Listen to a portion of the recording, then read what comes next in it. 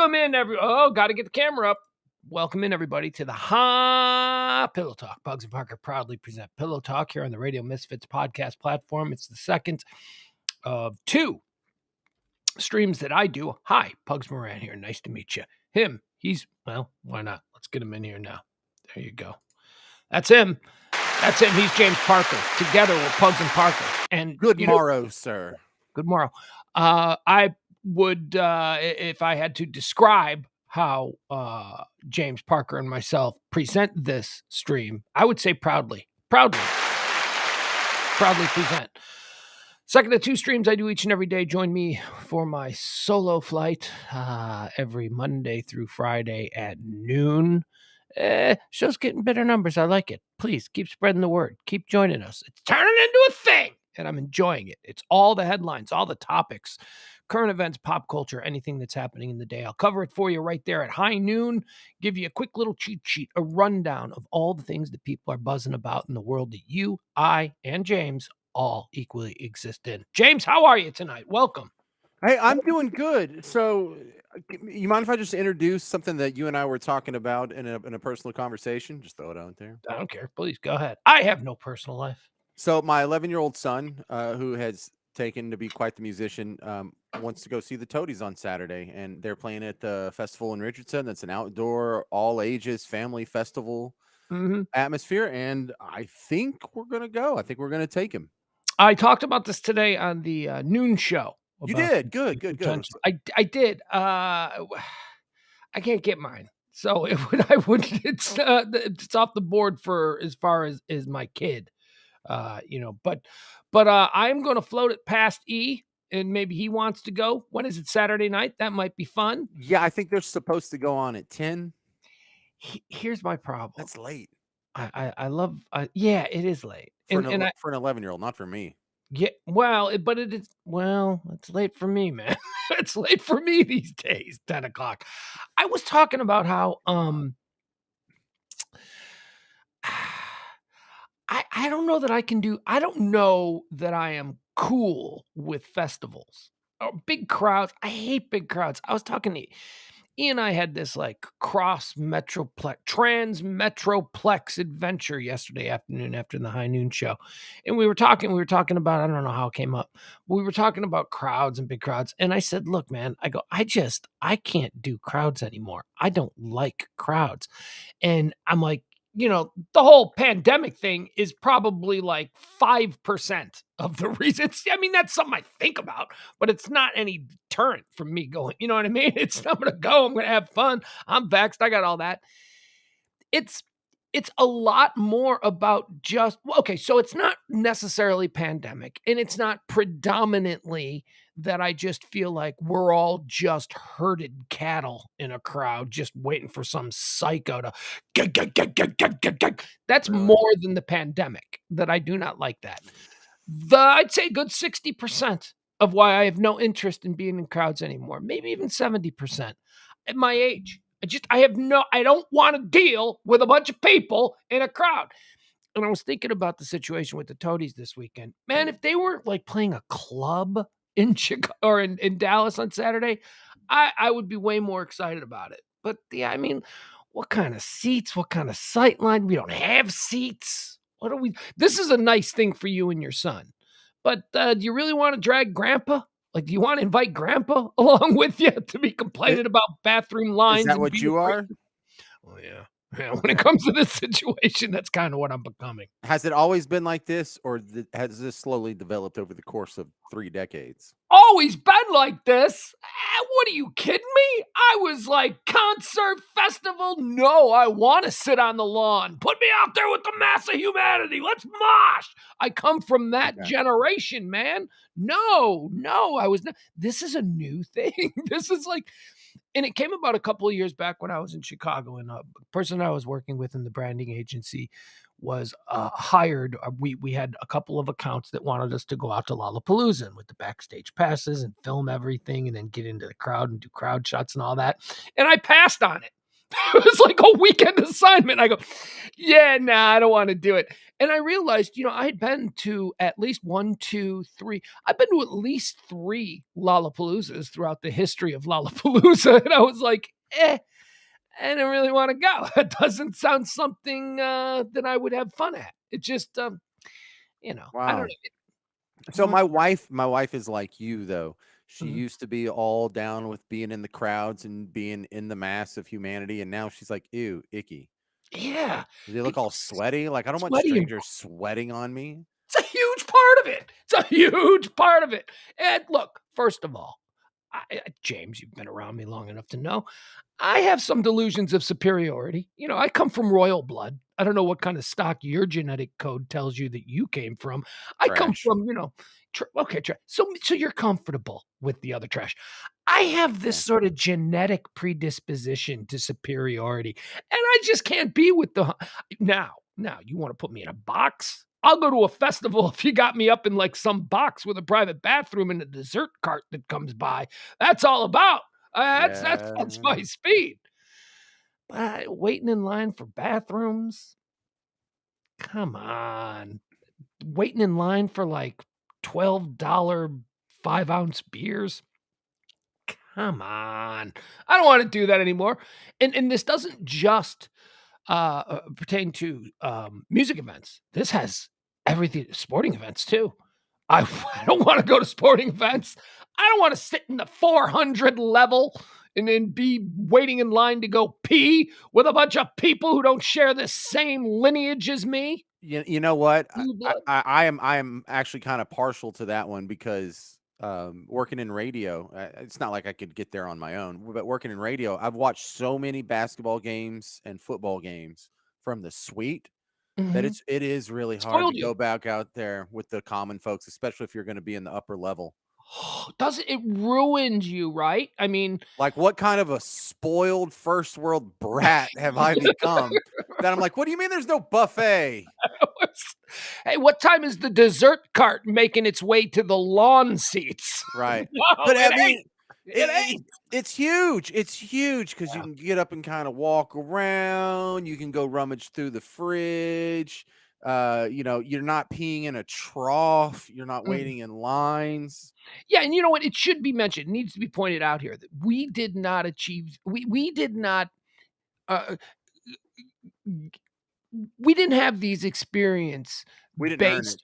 based on achievement. It Right. was based on employment. It was based on association to people that just went, "Hey, we got room in the box this weekend. You want the tickets?" And, us, couple of white trash kids who, "Yeah, absolutely. Please, I'll sit in the box with the fancy people." But once you're there, man, once you're there, you don't ever wanna go back. They say that's what flying first class is like. Like, if you're flying to Europe or something and you've flown coach or whatever, if you fly first class to Europe, you're gonna be like, "What? This is a completely I can never go back." I've never flown first class to Europe, but you could never go back, and that's what it's like being in a box or having, some sort of VIP laminate at a concert that allows you to just go anywhere. Right, and It's then you like kinda get that little air, like that sniff of, "Okay, I can see how people would get real entitled real quick." Like these people that get famous and all of a sudden they think they're better than everybody else. yeah, the Because Paris Hilton at Coachella kind of vibe. Right, because I started doing it for New Orleans Pelicans games. Like, these guys aren't even making the playoffs, but I'm all in, like, the elite class over here being, Right, is "Did someone drink all the Shiner? What do you mean I have to drink Modelo?" God. right. It is, it spoils you, man. But back to, like, yeah, so now that we're back to, I guess, water always seeks its level. Well, I am back to where I started as far as attending concerts and sporting events. I'm on the lawn, which, and by the way, at 18, 19, happy to be on the lawn. Loved it. It was only experiencing the other ways that you can go to a concert. Do you remember, I don't know if you ever had this, but in, like, the prime of 105.3, we used to go to concerts at what was then, I guess, Smirnoff. Smirnoff. Oh, I We know.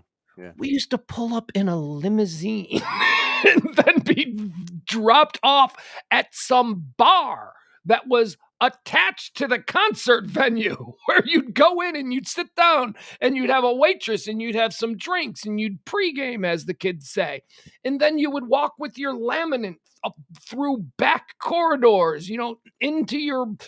It was amazing. I can't wait in line for a guy to tear my ticket anymore. Not after I can't wait in line to park 15 football fields away from the entrance when I've been dropped off in a limit. Oh my goodness. And again, didn't earn any of that stuff. Couldn't afford to pay for any of that stuff. It was just, the byproduct of being luckily associated with a station that sponsored the show or whatever the deal was. Right. And well, I'm thinking about, asking Mark if he can get us backstage and or maybe sit on the side stage or something. But I'm like, you know what? No, let's not put my kid through that the first time around. Let's let him have his Yeah, baseline set really low here because I don't want to spoil him before he's even a teenager. Do let me tell you a nice little toady story about that very thing. My son's mom and I went and saw the Toadies in Fort Worth. God, this is a long time ago. They just started to get back together and play shows and all that. And they did. I think this might have even been some kind of benefit. But was there a place called the Rec Room in Fort Worth? I Yep. want to say that's it. That's like the place. Yeah, there's the Rec Room. Okay, that's what it's called, the Rec Room. Okay. So it was at the Rec Room, and my son's mom, my ex-wife now, she was pregnant with my son, right? She was like 4 months pregnant. She was showing and all that kind of stuff. But I remembered at the time, uh, Vaden was like, he had done the show. They had promoted it on our show that day. And so he was like, no, you guys should come. Don't worry, we'll take care of you. He took care we were right on the side of the stage, like, not in the crowd, like backstage. I got a rule about going backstage. I don't go backstage. But I had a pregnant one with me, so I was like, let's make sure that she's, away from all the people who might be moshing. He sat her up on an amplifier right there, a speaker on the side of the stage. She sat there and watched the entire show from sitting on top of an amp, like 5 feet from the band, just on the other side of the curtain. Big pregnant belly, vibrating and all that. It was just such wonderful treatment that Vaden and the rest of the guys, I'll give the rest of the guys credit to. And it was, the people, it was just wonderful treatment. So, I mean, they are nice guys. If you called your boy, he'd probably hook you up as well. But that's just a really nice memory that I have of my wife being pregnant and how decent they were to my ex-wife at the time. So my son has actually been to the show. He was just inside his mom at the time. Nice. He Yeah. was just inside his mom. There's not any pregnancy concerns with you being on top of like a giant electrical equipment like that. Sitting on top of a giant electromagnetic because that's magnets runs the woofer.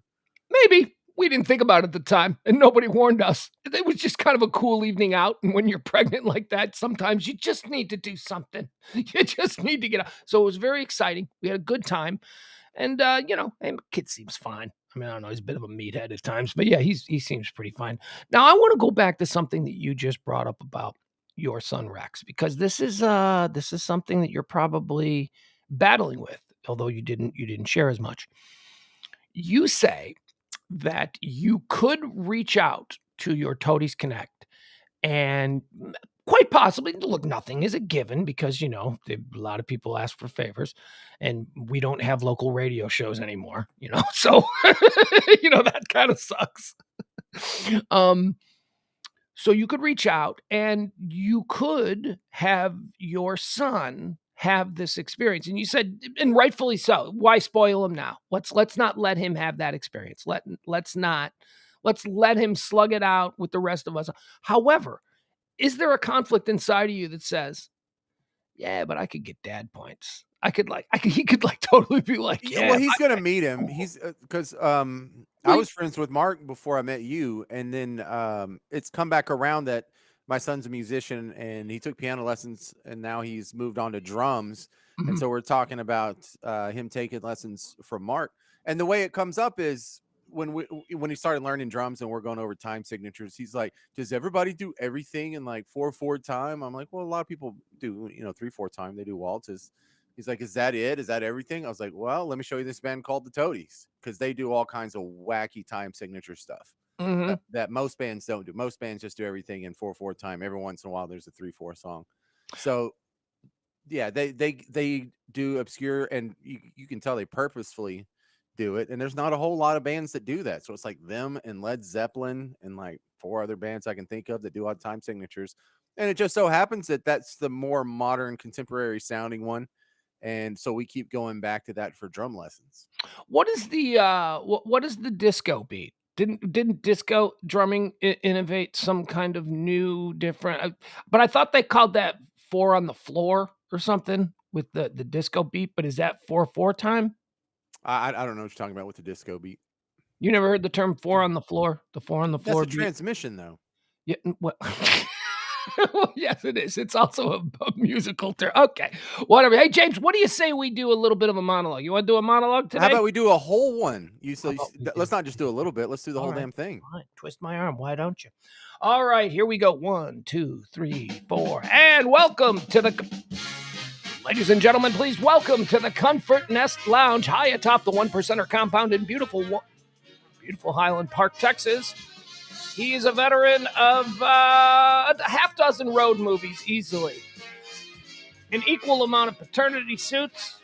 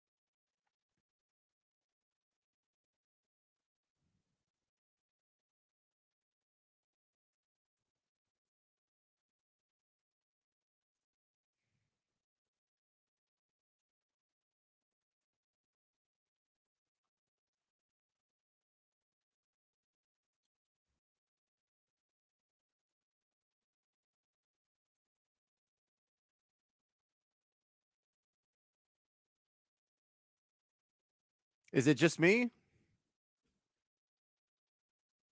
I don't know what to tell you guys. Vamp, James, vamp. Okay, fine. I'll vamp.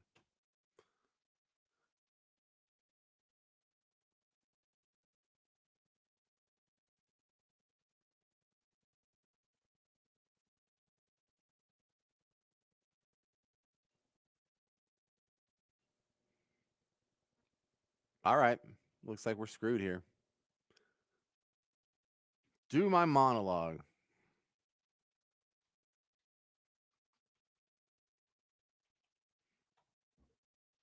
Hang on. What are we going to do? Is he going to come back? Do you have audio now? All right. I mean, if I do this, how does this sound?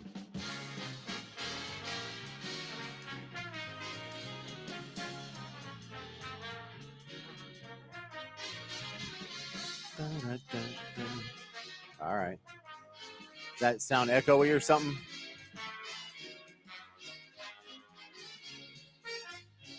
All right. Here we go. So, authorities have discovered a tunnel linking Tijuana and San Diego. Experts say as a result, Californians seeking to buy illegal drugs could experience delays of up to 10 minutes. No? All right, that's a quick one. In Vancouver, the manager of an Arby's was arrested for urinating in the milkshake mix. In recent days, the customers had complained that the shakes were tasting like Coors Light.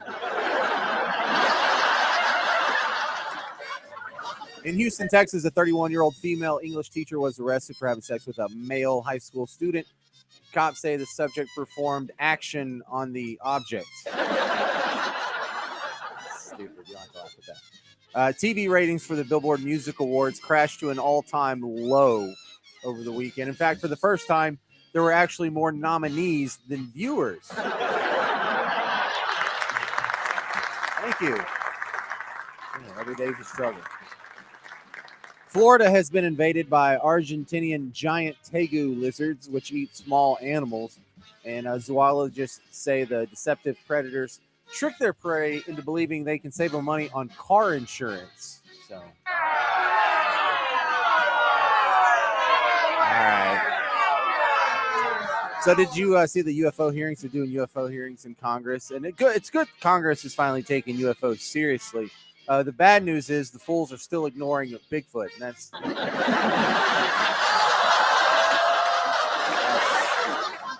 in Wilmington, Pennsylvania. A 26-year-old female teacher was arrested for doing sex with a 17-year-old female student. Cops say fellow teachers had become suspicious of the woman because she wouldn't sleep with any of her male students. So, like, must be gay. According to OK Magazine, former Friends star Matthew Perry is dating a mystery woman. All that's known about her is she could do better. According to Entertainment Tonight, Khloe Kardashian struggles with insomnia, which is unfortunate because she needs her booty sleep. Instead of beauty, I said booty. Instead of beauty, I said booty. Rosemarie Von Trapp of The Sound of Music finally passed away at age 93. The good news is the Hills are still alive. I got some musical fans today.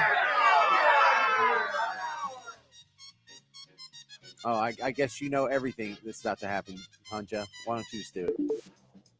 Oh, is that Pugs coming back? What the hell just happened? Hang on, dude. I'm in the middle of a monologue. Shut up. So, wait a second. May is Older Americans Month. According to the Census Bureau, the United States will have 9 million people 90 and older by 2050. But experts say by then, 80 will be the new 79. It was on this day in 2018, Prince Harry married Duchess Meghan, officially joining the House of Windsor with the mobile home of Markle. Thank you. And finally, what the hell? Big happy birthday to Pete Townsend of The Who. I don't want to say he's getting old, but he and the band have a new song called Won't Get Fooled Again by a Telemarketing Scam. It sounds good. It sounds like a good song. It's probably a real good song. All right. So wait a second here. So what the hell just happened? I canceled the show. You're not allowed to just continue on with the stream. I got knocked off. I assumed everybody got knocked off. So I rescheduled the show. I was going to restart it, but we don't have to do that. So I just got knocked. How did I get knocked? How did home base that puts this show out get completely knocked offline, reboot, and that somehow you were able to? I mean, I'm fine with it. I'm glad to know that that's something that happens, but I'm completely confused by that. Yeah, well, you're welcome for holding it down while you had to reboot. Well, you are. Thank you. That's look. Hey, that's for you. No, I am pleased. I have learned something new, but I have no idea how that is possible. When this thing. Oh God, I have no idea. All right, I'm glad. For whatever it's worth, I'm glad that I'm the one that just got knocked off.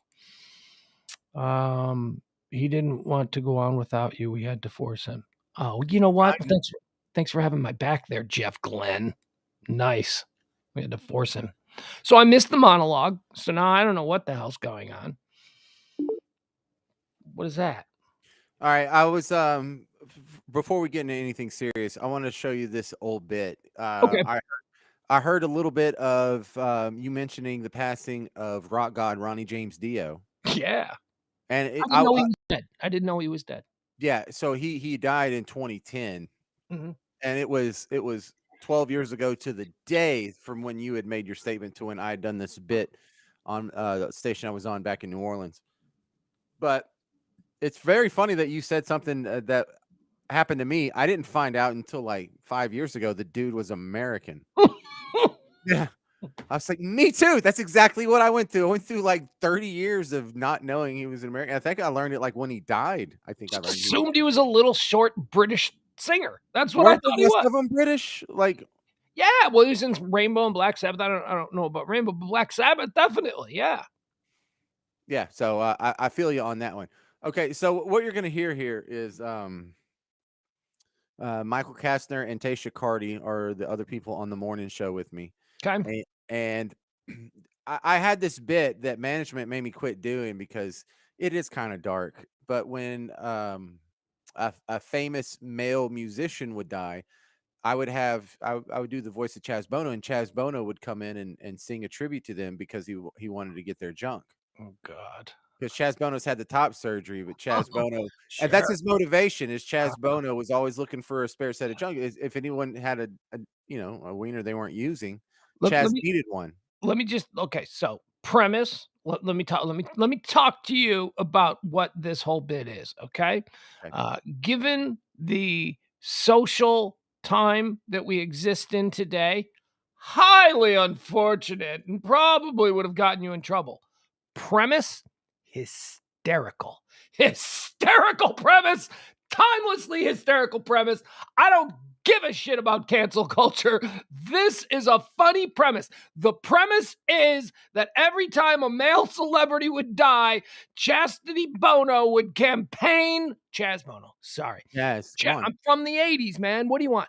Chaz Bono would openly campaign for their male private parts. That is hysterical. James, take it. Okay, so do we have the audio and everything ready for this? Because this is how the bit would go, and this got shot down in this is in 2010 when this happened. This is May 18th, 2010, and maybe my program director was a little too sensitive or whatever, but I don't know. I thought it was a good bit, but here it is. Bono's been a tad bit high maintenance today, so he's having to help with that. Chaz is a drama queen. King, damn it. My man. Welcome to the program. I've already had the top surgery. Chaz and the bottom surgery, when's that happening? We'll get to that in a little bit. Okay. I was afraid of that, actually. Don't spoil the surprise. Okay. And if you could just cross your legs, I'd appreciate that. Chaz Bono is in the studio. Special request. As you know, Tasha was not with us on Monday as she was grieving and for the death of rock god Ronnie James Dio. And you were so kind when you saw the report on Entertainment Tonight. Your first thought was to come in here and perform. This is what, your acoustic tribute? This is the Chaz Bono acoustic tribute to the rock legend Ronnie James Dio. I was hoping to play it actually at the funeral, but the family for some reason thought it would not be appropriate to have a transgendered manly man do an acoustic version of his most popular song. But it's very fitting. But we have no standards, so. Well, no, and the song is called Rainbow in the Dark, and it's very appropriate because I consider myself very much so a rainbow in the dark, Michael Kastner. You fill the horizon, that's for darn sure. All right, ladies and gentlemen, Chaz Bono and the acoustic tribute to rock god Ronnie James Dio.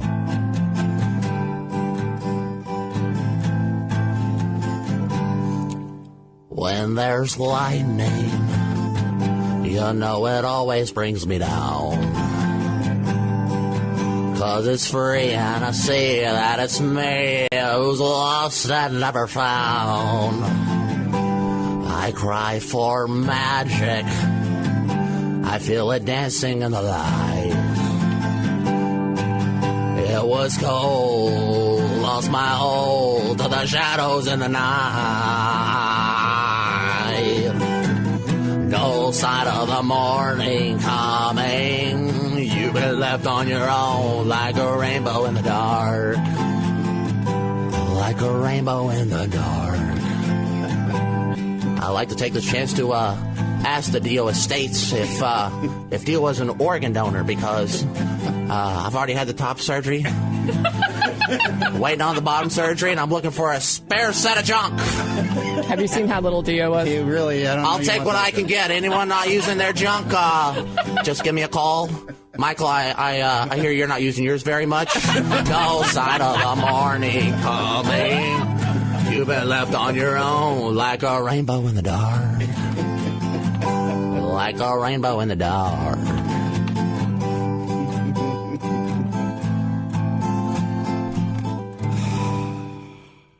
Do you know any more Dio songs? Please no. I'm actually not a Dio fan at all. I'm just looking for a spare set of jump, guys. And a set came open, and I made my move. Brilliant! Yeah. Fantastic! Thank you.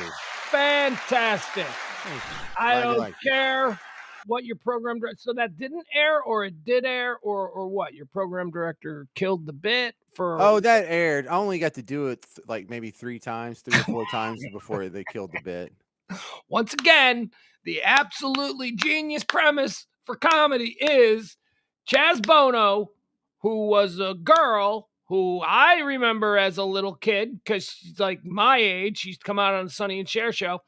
Chaz Bono transitioned into a man, had the top surgery, didn't have the bottom surgery, and every time a celebrity male would die, she would come on the air and basically campaign to acquire their junk. Brilliant comedic presence. Are you offended by that? Oh, tough it up. It's comedy. It is comedy. That is very good. That is really funny. My mother, who has somehow popped into the chat room, says that you were doing Jim Short's voice. Now, I have to agree with her in that when I first started hearing that, I was like, that sounds like Jim Shorts is a character from Chicago radio. And I was like, that sounds a lot like Jim Shorts. But then I moved away from that. And you know who that sounds like? That voice sounds like every time Dave Chappelle does a white guy. Oh, almost. Yeah, I That love his sounds like white guy voice. That's Dave hilarious. Chappelle's white guy. Yes. All right. Very good. Very good. And, honestly, I can tell you, with you, not really a big Dio fan. That might be a better version of Rainbow in the Dark. Yeah, The I doubt actual version. All right, James, let me take one here because there are a couple of things that are going on that I just wanted to mention to you. Okay. John Daly is golfing again. You know, John Daly, the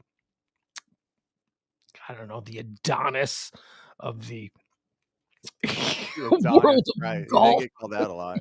Well, He's the fat one. one of my, I don't give a shit what Bryson Shambo can bench press.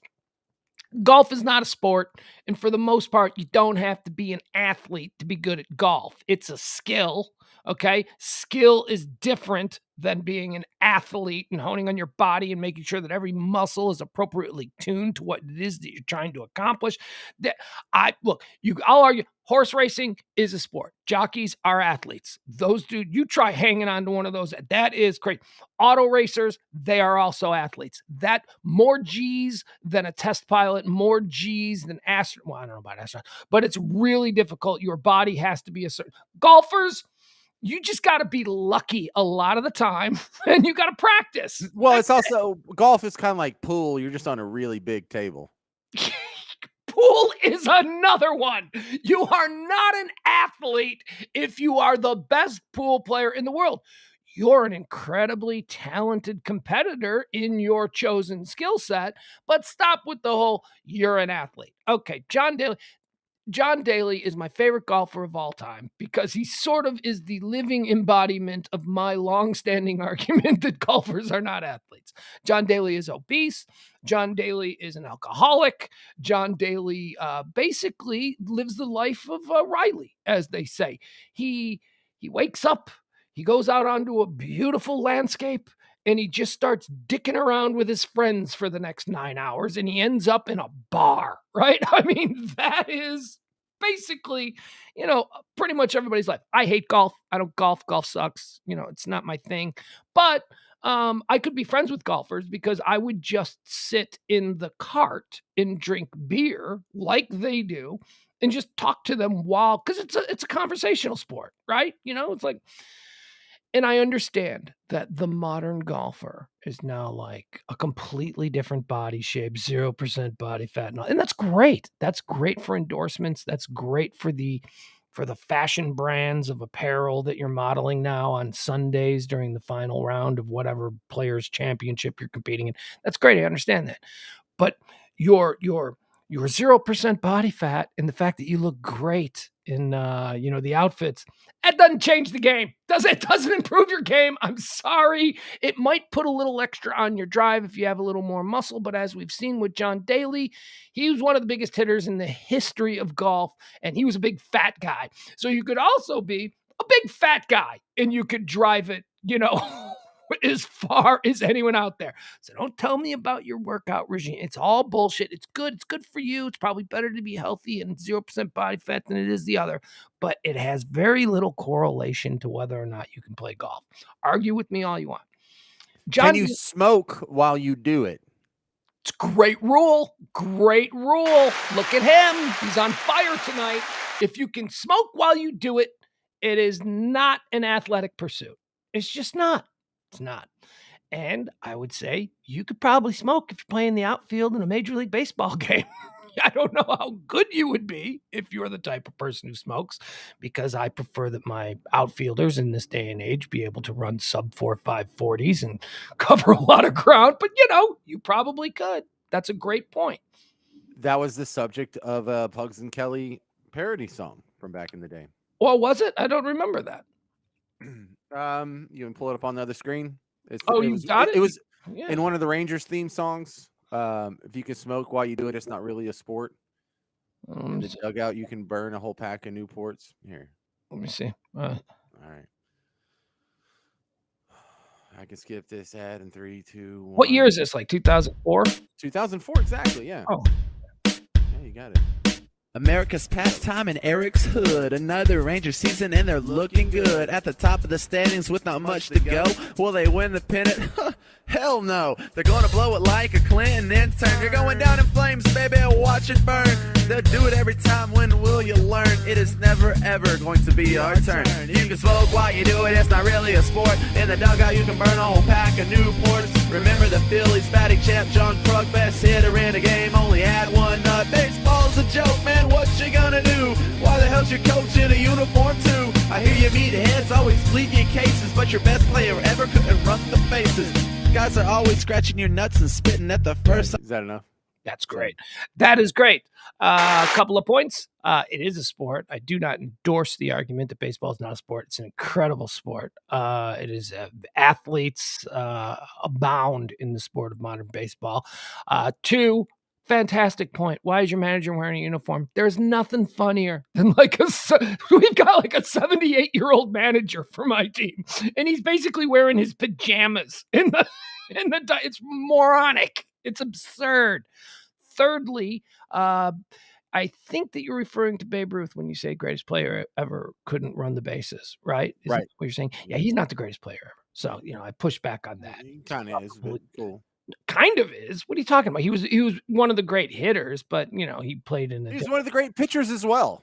No, he really wasn't. He was a Oh, pitcher. he wasn't. He No. wasn't a good pitcher. He wasn't. No, he was an okay pitcher, but you just said he's one of the greatest pitchers of all time.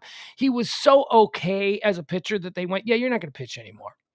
You know what I mean? If he was one of the greatest pitchers of all time, they would have found a way to let him hit and pitch at the same time. No, he was a much better hitter. He was lazy.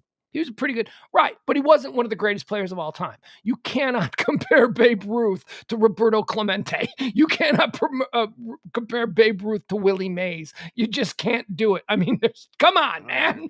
Mike Trout and Babe Ruth have nothing in common other than they both know how to connect. Babe Ruth is a fabled player. Okay, but we don't need to go down that track.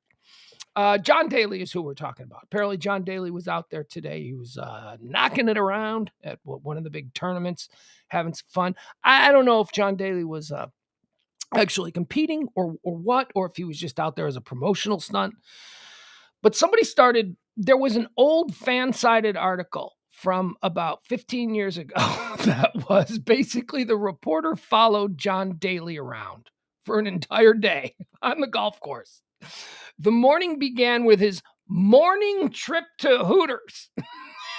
He went to Hooters. And by the way, when we say morning for John Daly back then started at like 11 a.m. He didn't do early tea times. He started out at Hooters, had a big lunch. Then it was over to whatever. I don't know. Anyway, here through 18 holes of golf. Oh, this wasn't at a tournament. This was just a day in the life of John Daly. They followed him around a day of his life. So began at Hooters. That's the first stop. It's a good way to start the day, I guess. But over the course of 18 holes, okay, this is what John Daly ingested. Are you ready? This is an athlete. 21 cigarettes over the course. Shut up. Shut up. Stop right there. 21 cigarettes. That's more than a pack. That's like a pack, and then he borrowed one from his caddy. 12 lukewarm Diet Cokes. Hang on. I'm still on the cigarettes, man. That's more than one cigarette per hole. Yeah. Oh, yeah. Well, yeah, it is. Yeah, it's 3 more. So 18 holes, and he had 21 cigarettes. So he's that chain means smoking. Okay, and then what are we on the Diet Cokes? We got 12 Diet Cokes. 12. Which that's almost one every hole. Yeah, that's way too many Diet Cokes, man. That is way too many. That's not good. Okay. Like, you know how they say, aspartame gives you cancer, but it's because they fed like the lab rats like 8 pounds of cancer to like a 2-ounce rat. Well, this is almost the same amount of aspartame that John Daly's actually ingesting now. Half a dozen large boxes of peanut M&Ms.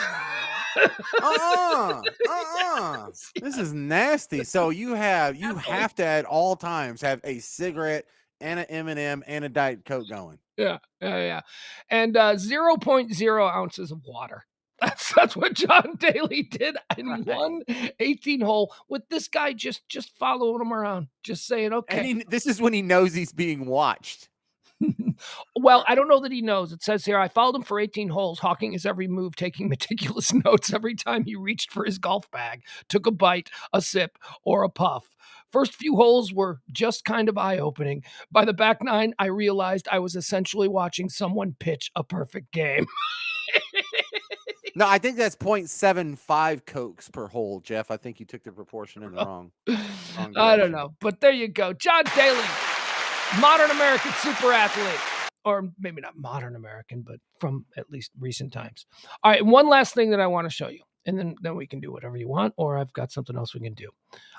James, every now and again, the geniuses among us, those who are touched by the aliens, in basically the cradle of the gods theory, where an alien comes down and says, hey, humanity, you've been marred in this particular style of doing things for far too long.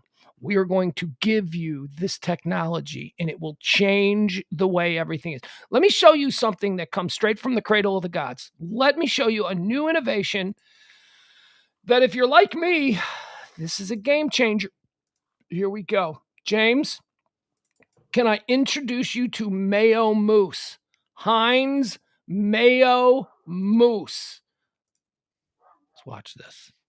Look at that. It's mayonnaise, but in mousse form for all your mayonnaise needs. Oh, game changer. Now, if I can just get them to make a guacamole or an olive oil mousse, that will be a game changer. Because I don't do the regular mayonnaise. Are you a mayonnaise guy, James? Oh, very much so. I kind of overdo mayonnaise on my sandwiches, on my hamburgers. Right? Burgers got to have mayonnaise on it. And a ridiculous amount. I want to be able to taste the mayonnaise. And I want Yeah. it to be pretty strong. How amazing is this? Instead of having to take a fork or a knife or a spoon and do a dollop, you got a bottle now that just gives you the look at I have an upside down mayonnaise container in my fridge right now that you just sort of squeeze out like that. It's not pressure packed with nitrous oxide or whatever to push it out, but that's the game changer, James. It's the idea that you don't have to anymore. You know what I mean? And then even with those squirt bottles, look, I get the squirt bottle. I am at the forefront of mayonnaise technology, just like you. I know what's available to me. You get down to the bottom, I don't know, eighth of the squirt mayonnaise bottle, the squirt ain't working. Throw it away. Anymore. Yeah, throw it away. You got to get a knife maybe and cut it open. Let it go. I ain't that broke. Let it go. Look at this. Look at this. This is going to give you the perfect dollop of air-infused mayonnaise every time. I just thank you. And by the way, they're only making this available in Europe because apparently people in Europe take mayonnaise far more seriously than we do. But hopefully it'll be coming to us soon, which is I'm so excited about that. Well, I appreciate your enthusiasm. James, what do you got? Anything? Okay, so did you see the senior prank? This is kind of Frisco area or Frisco High School. Did you see this one? No. Which Frisco High School? Because 20 years ago when I first moved here, there was like a tiny little Frisco High School, and now I think there are 5 Frisco High Schools. There's like a million of them. Yeah, I don't know if I could speak to that level of specificity, but this is the okay, I did a share screen there. Can you pull that dumb thing up? All right, and so here it is. This comes from Fox 4 in the Dallas area. Frisco's Memorial. Yeah, Okay, Memorial High Memorial. School. Okay, you got the headline there? Yep. Boom. All right, this is bad. Cost thousands of dollars in damages. That all sounds bad, but just look for this, because TikTok, huh? TikTok. Of course, it's on TikTok. Yeah, TikTok's a little sketchy. All right, what did they do there at Frisco Memorial? So there's Post-it notes all over the wall. They were encouraged to put Post-it notes up. I don't know what the hell the Post-it notes are about, but at some point, the seniors grabbed all the fire extinguishers and started shooting them and messing up a lot of paint and stuff. And I don't know why it's not playing, because it's ruining our awesome setup here. Mm-hmm. Ah, damn it. I'm about to get into a real argument with Jeff Ballard. What's Jeff saying now? I will not tolerate mayonnaise slander in my chat room. Oh, no, I'm sorry. Not Jeff. Jeff, you're all right. You're all right. Yeah, Jeff likes it. It's Byron, who I will not tolerate. How lazy are we as a society?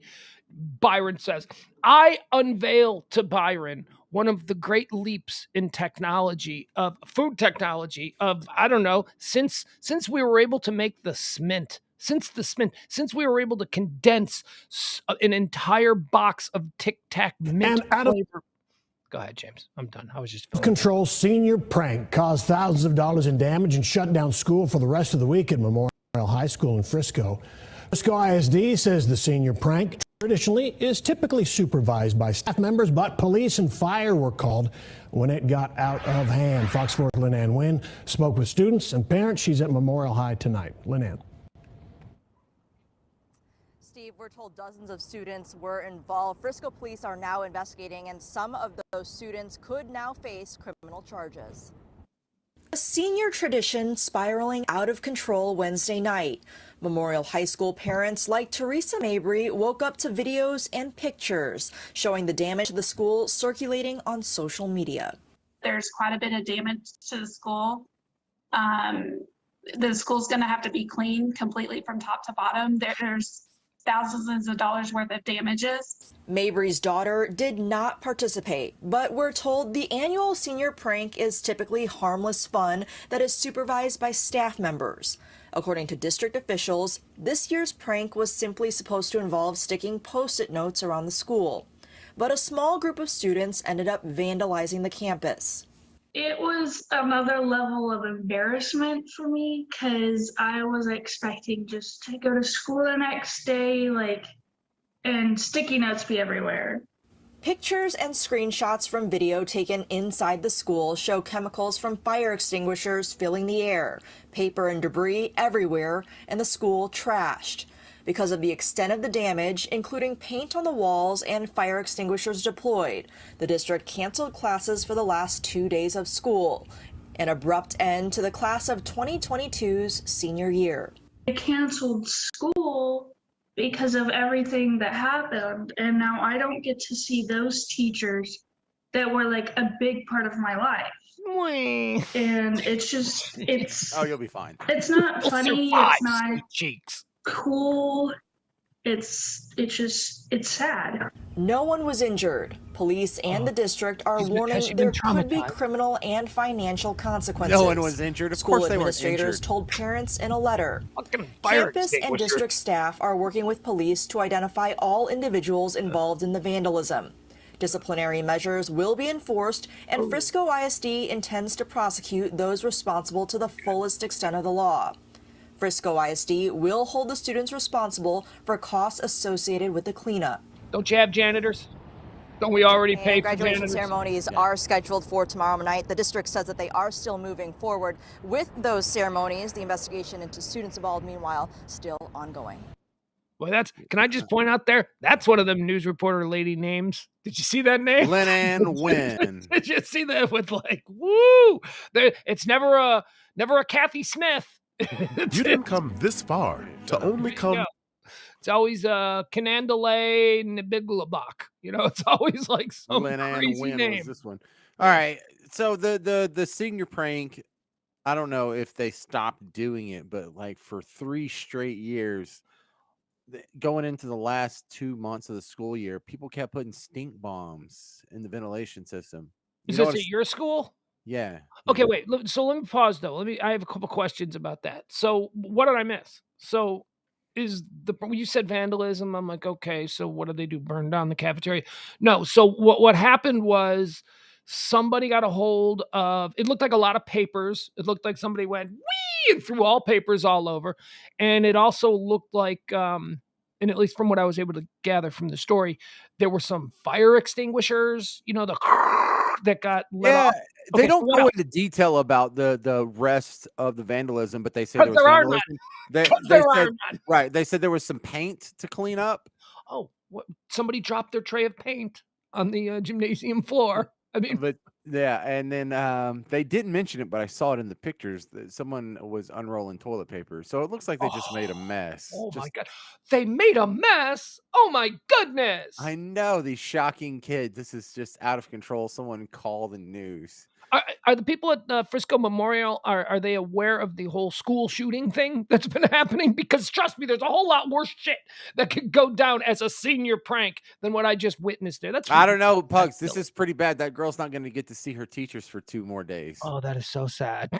These are the people who are very important to her, Pugs, and she's going to miss the last 2 days of school now. After avoiding them every Saturday afternoon that they see them at the, the Frisco Target, now suddenly she has to see them in the hallways. Oh my God, that's Mrs. Jones. Run. Now she's got to see them. Now it's traumatic. Now she needs counseling. Somebody needs to tell her that she's pretty. Somebody needs to tell her that all her dreams are going to come true and that it's okay and that bad people threw papers all over the cafeteria. Look at how naughty the kids in Frisco are. Like in Oak Cliff, they have metal detectors, but in Frisco, a bunch of rich kids with new cars in the student parking lot acting like this is. Yeah.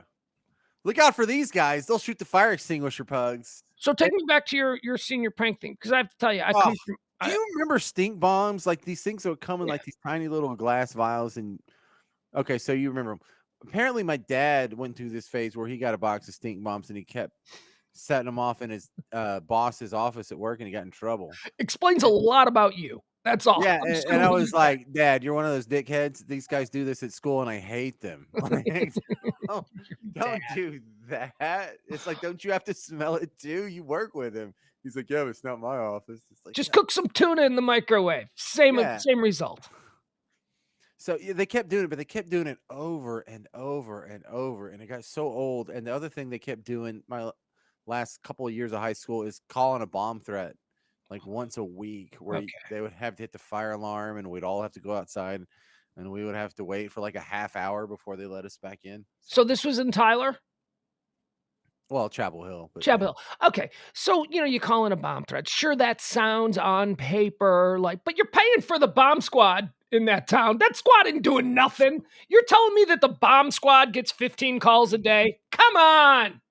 Give them a little something to do. You know what that did? Sure, that may have been a terrible thing to do at school. Most exciting day of the week for the Tyler Bomb Squad. So Tyler doesn't have a bomb squad. But when I was doing a morning show for Waco for a few years, I learned that their sheriff's department did have a bomb squad. And so I told my audience, I'm like, whenever the bomb squad gets called out to anything, let me know immediately, because there's a 0% chance they're going to find a bomb. I was like, there's no such thing as a bomb in Waco. There's no one in a cave in Afghanistan saying, you know what we need to hit next? We need to hit the Dr. Pepper Museum in Waco. Yeah, that'll show them. Get you. Yeah. That'll get them. The Circle Cafe, on the traffic circle, Elvis ate lunch there once. That's what we're going to hit. That's one of those beloved landmarks. We're going to destroy American culture by wrecking the Circle Cafe. And I was right. So for like 2 straight years, every time the bomb squad got called out, people would take pictures with their phone and send it to me. And they always found someone's, like, it was an abandoned igloo cooler with someone's lunch in it, or like maybe road flares at the worst.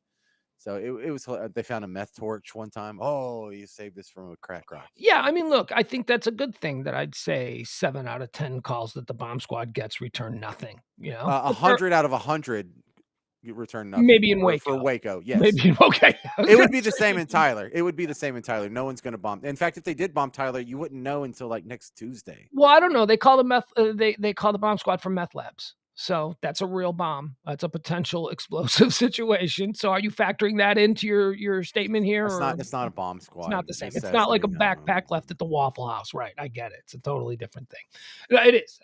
I will grant you that. You brought up that you experienced in high school the whole senior prank. Is that what it's called? That was senior pranks. Not a thing. That's absolutely 100% not a thing.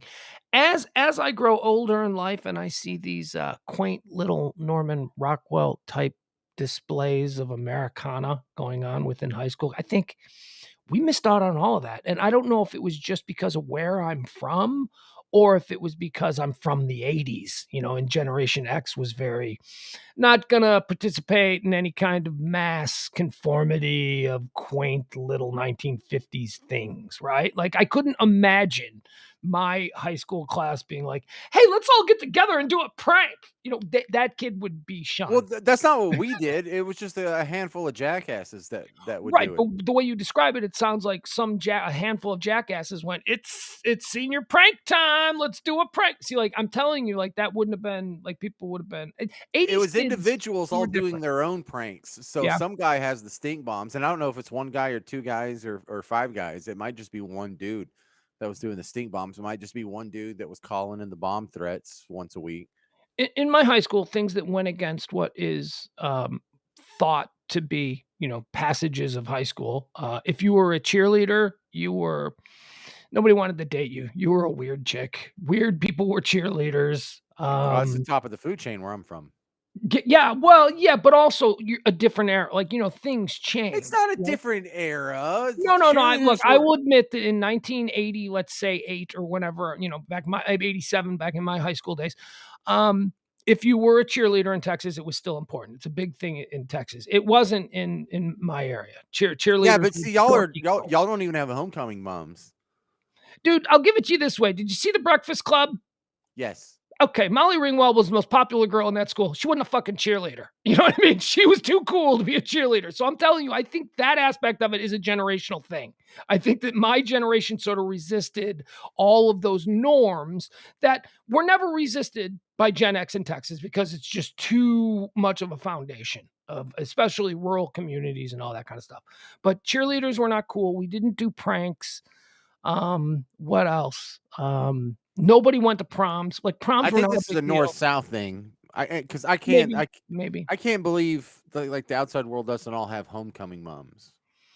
Yeah, no, never saw that. Homecoming was organized school activities like dances and stuff.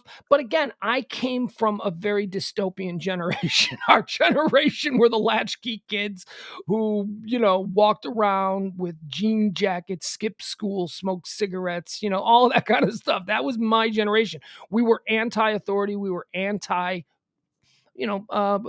culture of the experience of high school. If it was any sock hops, dances, cool people didn't go to these things. The cool groups of people didn't go to prom. Now, see, I have the counterexample of Dazed and Confused. Now, this Texas, is before, yeah, and it's 1976. And I can give you any number of John Hughes movies that depict right, from that were all angsty.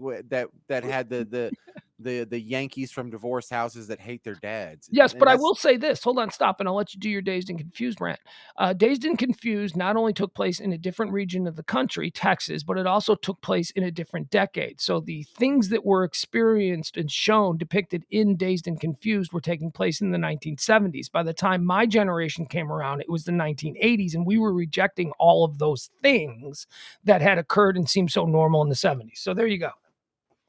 Okay, so it skipped the 4 years that you were in high school, but before that, being a cheerleader was cool, and after that, being a cheerleader was cool. He was never cool where I'm from. It wasn't a thing. It was like it was a nerdy thing that girls did. But that's why are you taking this so personally? Because it's not a generational thing. This is a north-south thing. This is a northern culture versus southern culture thing. It could be, but I just drilled down on the fact that again, a great example is the Molly Ringwald characters. All the popular girls in the John Hughes movies were not cheerleaders. They just weren't.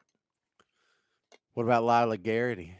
Again, you're talking about the 2000s. You're talking about a different era, and you're talking about Texas. And then let me tell you, Lila Garrity. Oof. But you know who wasn't? You know who wasn't? Tyra Collette. Look, for me in high school, I would much rather have dated Tyra than Lila. Lila seemed like a pain in the ass. Tyra sounded cool. Well, Lila would go see you if you got paralyzed in a football game at the hospital for a few months.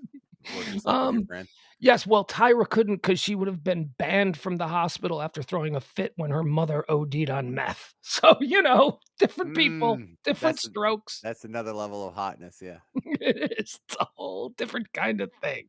Look at that. Sharon never saw a Homecoming Mom either, and she's from Albuquerque. Never heard of it till I moved here. Not a thing. Not a cute thing. Cute, quaint, regional thing that y'all do down here. I think it's a wonderful part of Texas culture. I applaud it. I encourage it. My son will probably experience it. It's great. But me simply saying that we didn't experience that it shouldn't put me in a position where I need to defend missing out on the Homecoming Mom.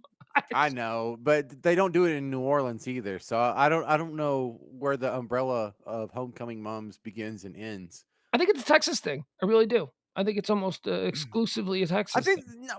The 1 year I lived in Oklahoma, they did it there. But Oklahoma is just trying to be Texas, and you know this. Oklahoma is like the stepchild that married into the family of Texas. And as much of a loser as they are, at least they do Homecoming Moms. They're not as foreign as you guys. They're trying to fit in. Look at what Oklahoma has to choose from. Arkansas? They don't want to be like Arkansas.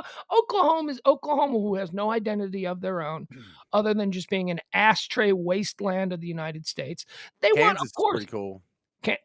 Kansas is another. No, Kansas is trying too hard to be Missouri, which is trying way too hard to be Iowa, which is, we all know, trying way too hard to be Illinois.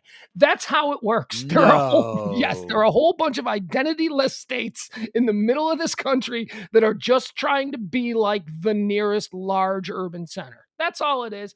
Texas happens to be the touchstone of the South. Everybody is trying to be a Texan, whether it's Oklahoma, even New Mexico to some extent.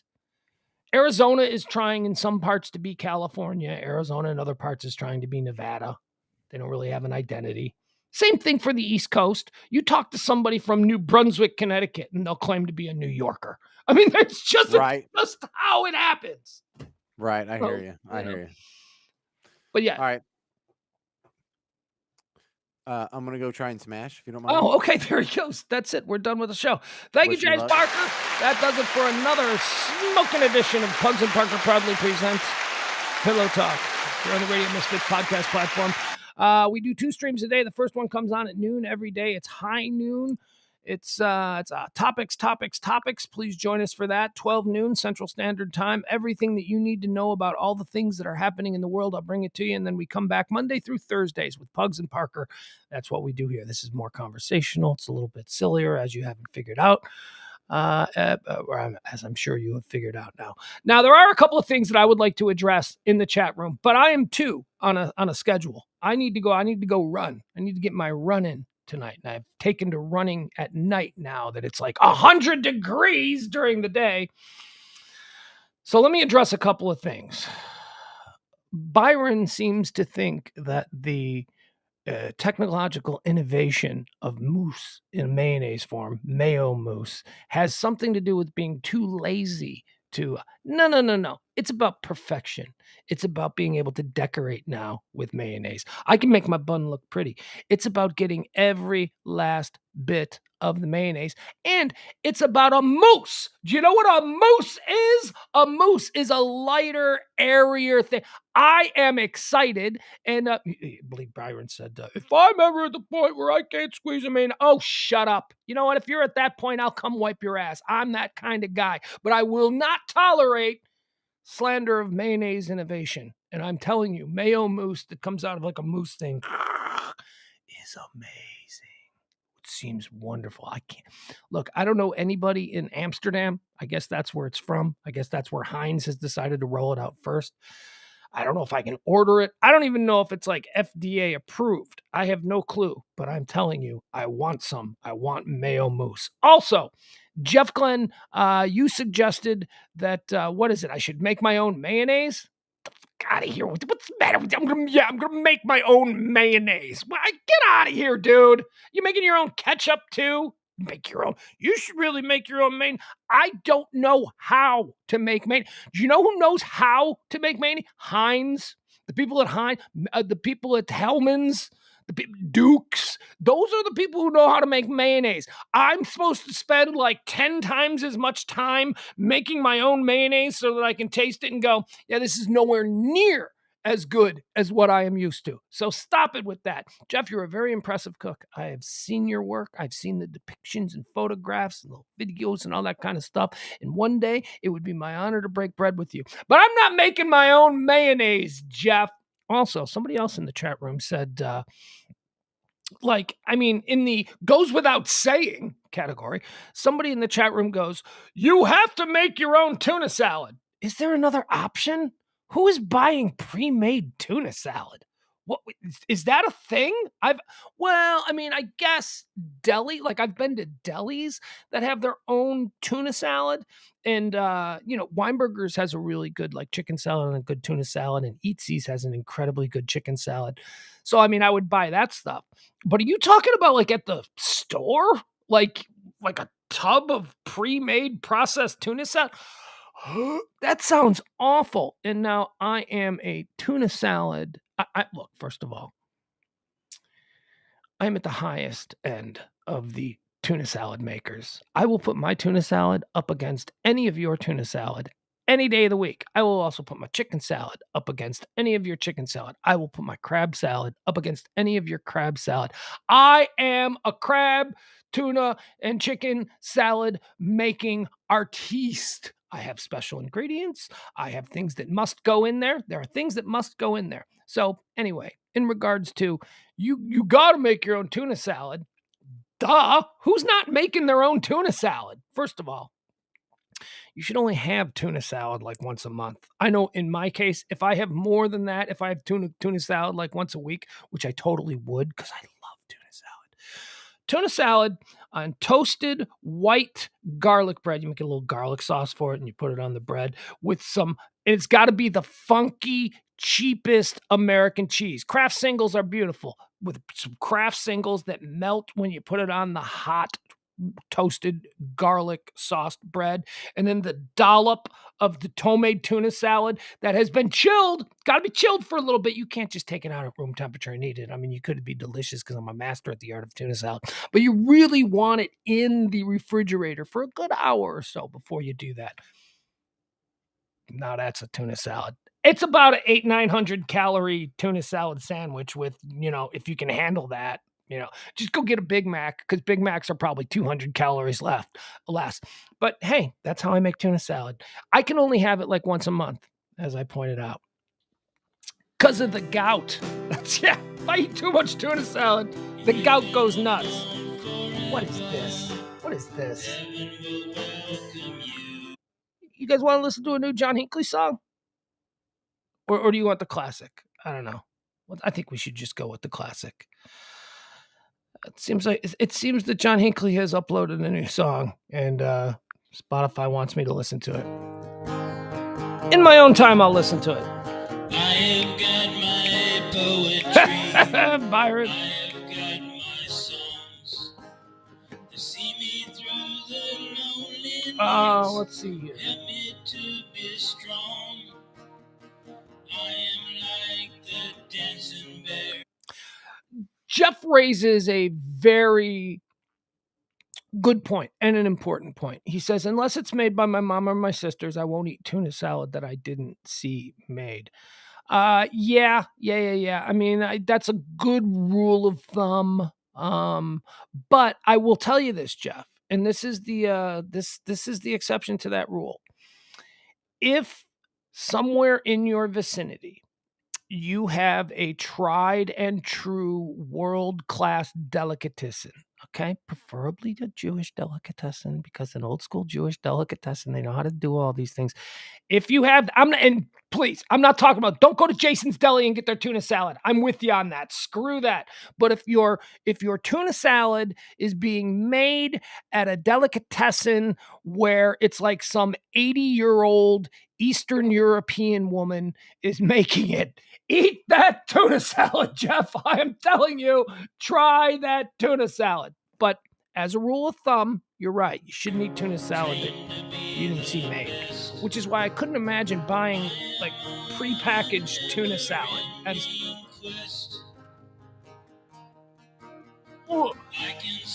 That's as unappetizing as, have you ever been to the grocery store and they sell like one peeled hard-boiled egg? Oh God. And they come in like a little plastic bag. It's like, here, have a peeled hard-boiled. Can't do it. Nope. Won't do it. That is the most unappetizing thing I could imagine. It's a peeled hard-boiled egg in a Ziploc bag or a Zip Fresh bag. No, thank you. And Jeff also says I won't drink milk at other people's house either. It's just a thing. I don't think I have that problem. I don't think I have that issue. I don't have that. I mean, I can see how that would be a thing. Jeff says, never did I said I wouldn't buy tuna salad. Never did I. I don't know what that means. Jeff says, I believe I also said the perfect tuna salad. If I'm in a hurry, I'll use store-bought mayo. But when I want to perfect it, I'll make my own mayo. Oh, God, another one of these fucking mayo-making hobbyists. Get out of here with that nonsense. First of all, you don't make mayonnaise as well as the people at Hellman's. You don't. You don't. I know you think you do because it's artisanal, but it's not. It's not as good as the people who perfected mayonnaise. Now, again, this is a subjective argument. Our taste buds are all different, but when I eat mayonnaise, I immediately go back to the way mayonnaise is supposed to taste to me over my entire life. And I'm sorry, but the baseline on that is Hellman's. That's the way it's supposed to taste. Look, we can fight about mayonnaise all you want because I love mayonnaise. I'm a mayonnaise enthusiast. But can we agree on one thing? Can we just agree on this? Miracle Whip is for losers. That's right. Miracle Whip is for losers. Stop calling it mayonnaise. It's not mayonnaise. It says right there on the label, it is a sandwich spread or maybe a dressing. I don't know. It is not mayonnaise. It tastes like spoiled mayonnaise. Mayonnaise is not supposed to be tangy.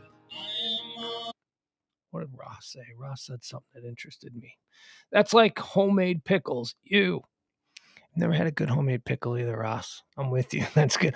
And we made homemade pickles. These are just soggy, flat-tasting cucumbers. What are you talking about? You want to know something else that I've never had that's good? And this is going to hurt a lot of you.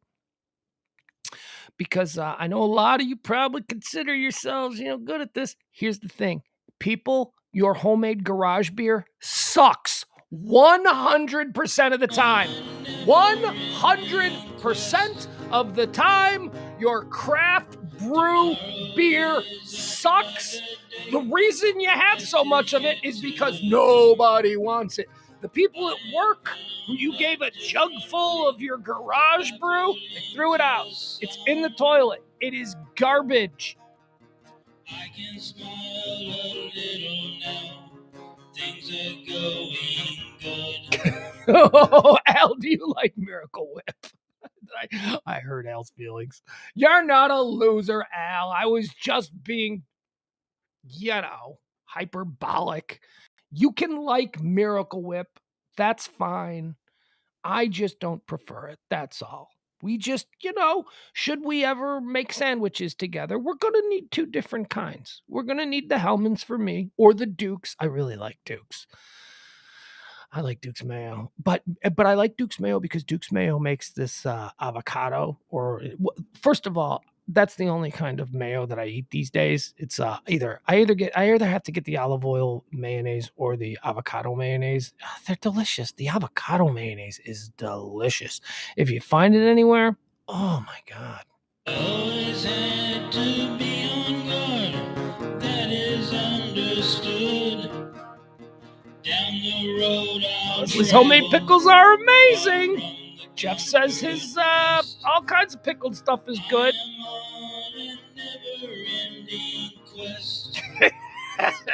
You're right, Byron. Byron, hey man, I fermented stuff. Want some? Hey dude, I let some fruit spoil in my garage. Want to drink it? No, I don't. No, not at all. All right, bye everybody. Love you. We'll see you tomorrow at noon. You're all the best in your individual ways.